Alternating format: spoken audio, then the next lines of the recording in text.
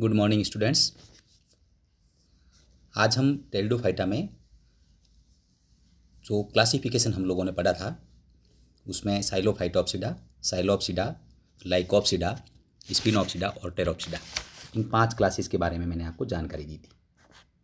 तो आपके सिलेबस में साइलोप्सिडा जो क्लास है उसके अंदर जो जीनस है साइलोटम को इंक्लूड किया गया है।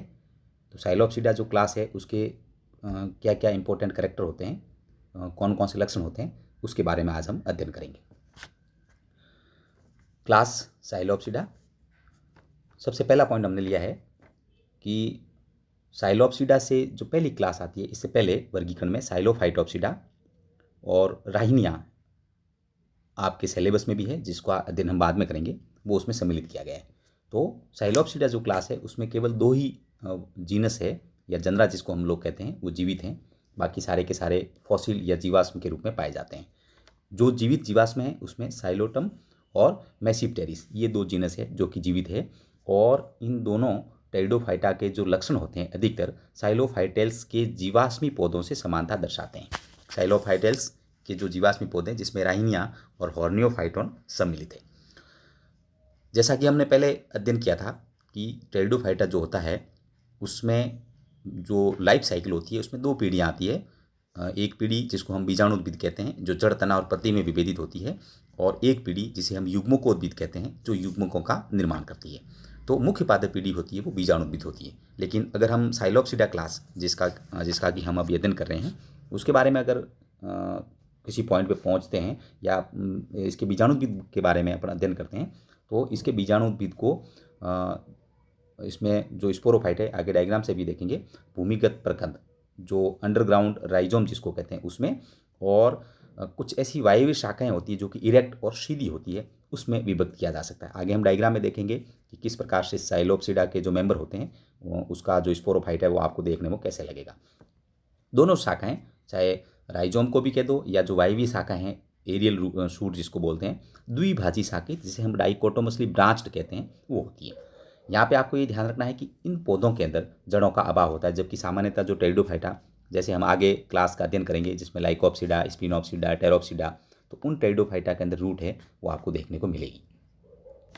वायवीय शाखाएं जो होती है या जो अक्ष होता है उसमें पत्तियां जो होती है सामान्यतः अनुपस्थित होती है, या जैसे हम साइलोटम के बारे में भी आगे अध्ययन करेंगे कि स्केली लीव्स होती है जो फोटोसिंथेसिस करने में सक्षम नहीं होती है। तो ऐसे पौधों में जो प्रकाश संश्लेषण का जो कार्य होगा वो कौन करेगा? तना करेगा। या जो दूसरा जीनस है जिसे मैसिप्टेरिस कहते हैं उसके अंदर आपको पत्तियां हैं वो देखने को मिलेगी। जो भूमिगत राइजोम जिसे हम कहते हैं उसके ऊपर मूलाभास पाए जाते हैं, और इनके ऊपर माइकोराइजा भी उपस्थित होता है। माइकोराइजा का मतलब कि कवक मूल जिसको हम लोग हिंदी में कहते हैं, कुछ फंजाई होते हैं जो रूट के साथ एसोसिएशन बनाते हैं और सहजीवी के रूप में अपना जीवन यापन करते हैं। तो माइकोराइजा का जो है वो भी आपको साइलोटम में देखने को मिल सकता है। जो भी वायवीय शाखाएं जो ब्रांचेस होती है उस पर जो पत्तियां होती है वो सर्पिल क्रम में होती है। जैसा कि मैंने पहले बताया कि साइलोटम के अंदर आपको स्केली लीव देखने को मिलेगी, तो वो स्पाइरली अरेंज्ड होती है साइलोटम के अंदर, या हो सकता है कि पत्तियां सामान्य रूप से भी देखने को मिलती है जो कि सामान्यतः पौधों में आप देखते हो तो मैसिप्टेरिस में आपको देखने को मिलेगी। स्टोमेटा जो होंगे वो सामान्यतः इस क्लास के अंदर आपको देखने को नहीं मिलेंगे।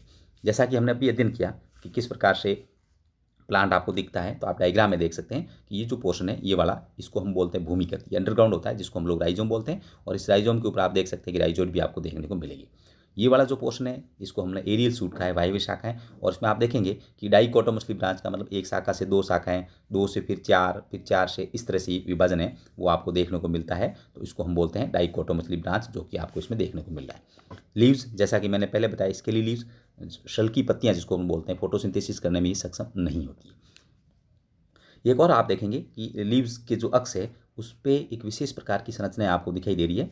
यहाँ इसको शॉर्ट में दिखा रखा है, स्मॉल डायग्राम में। एनलार्ज करके हम लोग देखें तो एनलार्ज के अंदर आप देखोगे यहाँ पे, ये देखो, ये पोर्शन आपको दिखाई देता है जिसको हम लोग साइनेंजियम कहते हैं। साइनेंजियम क्या होता है इसके बारे में हम आगे अध्ययन करेंगे।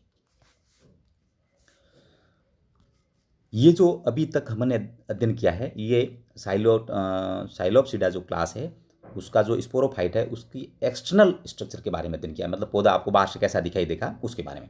लेकिन अगर आप इसके तने का सेक्शन काटते हो या किसी रूट का भी सेक्शन काटते हो तो इंटरनल जो स्ट्रक्चर होता है वो कैसा दिखाई देता है। जब भी आप तने का सेक्शन काटोगे, यहाँ मैंने एक वर्ड दिख रखा है प्रोटोस्टिल, इसके बारे में हम आगे अध्ययन करेंगे। हिंदी में इसको ठोस रंभ कहते हैं। रंभ का मतलब हुआ कि स्टील, और स्टील के अंदर पेरिसाइकिल, परिरम, और परिरम का जो अंदर का जो भाग होता है उसको हम स्टील कहते हैं, जिसमें जाइलम, फ्लोएम और पित्त सम्मिलित होता है। लेकिन जो साइलोटम या साइलोटम जिसको हम बोलते हैं, या साइलोप्सिडा जो क्लास है, उसके अंदर जब आप तने का सेक्शन काटते हो तो उसमें पित्त आपको दिखाई नहीं देगा, यानी जाइलम और फ्लोएम दिखाई देगा। तो इस प्रकार के रंभ को हम ठोस रंभ कहते हैं।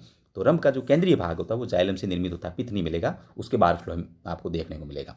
अगर जाइलम का आप अध्ययन करोगे तो उसमें एन्युलर थिकनिंग, जिसे हम वलयाकार स्थूलन कहते हैं, वो आपको देखने को मिलेगा। जो भी वायवीय शाखाएं होती है उस पर पर्ण जैसे उपांगों के कक्ष में 2 अथवा 3 बीजाणुधानियां पाई जाती है, जैसा कि हमने पहले डायग्राम में देखा था, जिसे हम साइनेंजिया, ट्राइलोक्युलर का मतलब होता है कि त्रिकोष्ठीय, ये जो साइनेंजिया है वो आपको दिखाई देती है। बीजाणुधानियां 2 या 3 के ग्रुप में होती है और अपन ये कह सकते हैं कि एक साथ वो वॉल से घिरी हुई रहती है। इसके अंदर जब आप बीजाणुओं का अध्ययन करोगे तो सारे के सारे जो बीजाणु हैं वो समान आकार के होते हैं, तो इस वजह से इसको हम होमोस्पोरस भी कहते हैं। सब बीजाणु टेरिडोफाइटा। वापिस आप देखें, पहले जैसा कि हमने अध्ययन किया, यहाँ पे आप देखें ये जो संरचना है, ये आप देख सकते हैं कि ये जो संरचना है इसको हम साइनेंजियम बोलते हैं, और ये बीजाणुधानियाँ आपको इसके अंदर दिखाई देती है। तो ट्राइलोक्युलर का मतलब इसको बोलते हैं त्रिकोष्ठीय। इसके अंदर जो स्पोर दिखाई देते हैं वो सारे स्पोर है वो समान आकार के होते हैं, इसलिए इसे हम सम बीजाणु टेरिडोफाइटा के अंदर रखते हैं। जब आप इसके गैमेटोफाइट का अध्ययन करते हो, युग्मकोद्भिद का, जैसे बीजाणुद्भिद पीढ़ी पूरी होगी तो गैमेटोफाइट जो होगा वो कलरलेस होता है, रंगहीन, बेलनाकार होगा, तथा मृतोपजीवी का मतलब मृत, जो सड़े गले कार्बनिक पदार्थ होते हैं उसके ऊपर ये अपना लाइफ साइकिल है या उसके ऊपर डिपेंड होता है।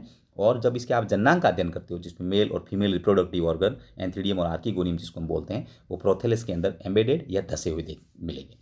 अब देखें कि जैसा मैंने पहले बताया कि जब आप इसके आंतरिक संरचना का अध्ययन करते हो तो आंतरिक संरचना के अंदर आपको ये दिखाई दे रहा है, सबसे बाहर क्यूटिकल दिखाई दे रही है, ये राइजोम जो है साइलोटम उसका टीएस है। उसके बाद एपिडर्मिस, माइकोराइजल फंगस, जैसे कि मैंने बताया कि एसोसिएशन हो सकता है माइकोराइजा का, कॉर्टेक्स आपको दिखाई दे रही है। लेकिन सबसे मेन चीज़ जो यहाँ पे आपको नोट करना है कि इसमें जो स्टील होता है, यहाँ पे आप देखें, जैसा कि मैंने पहले बताया, जो केंद्रीय भाग है सेंटर वाला वो जाइलम से निर्मित होता है, इसमें पित्त नहीं होगा। और जाइलम के बाहर बाकी जो कोशिकाएं, ये जो चारों तरफ दिखाई दे रही है, वो फ्लोएम हो गया, और पेरिसाइकिल और एंडोडर्मिस। तो कुल मिलाकर अपन ये कह सकते हैं कि इसके अंदर जो रंभ है वो किस टाइप का है, प्रोटो स्टील प्रकार का, जिसे हम हिंदी में ठोस रंभ कहते हैं।